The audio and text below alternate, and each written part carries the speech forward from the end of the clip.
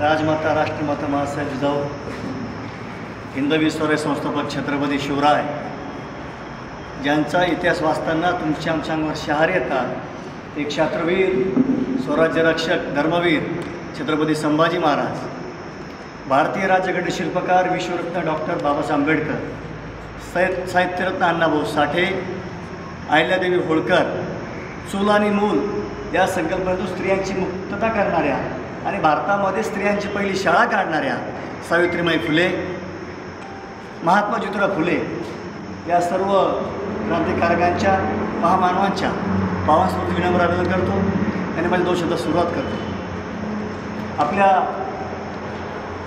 संघर्ष योद्धा सन्माननीय मनोज जरांगे पाटील यांनी सांगितलेलं आहे, ज्यांनी मराठा आरक्षण विरोध केला त्यांना पाडा।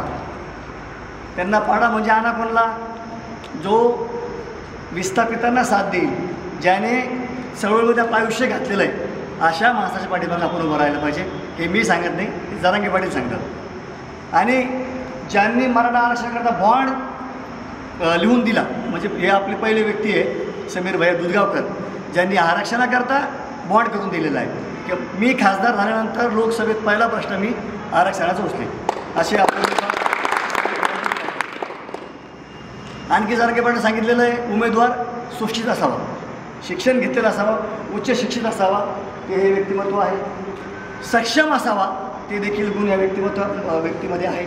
तर माझी झुंजार छावा संघटनेनं आपण यांना पाठिंबा दिलेलाच आहे। एक समाजाचा घटक म्हणून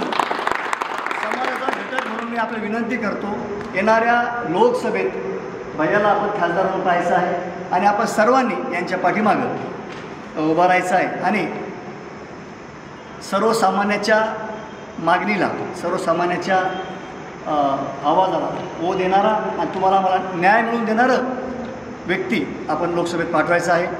एवढं बोलतो आणि थांबतो, बाकीचं सविस्तर भैया बोलतीलच। धन्यवाद। जय जिजाऊ, जय शिवराय।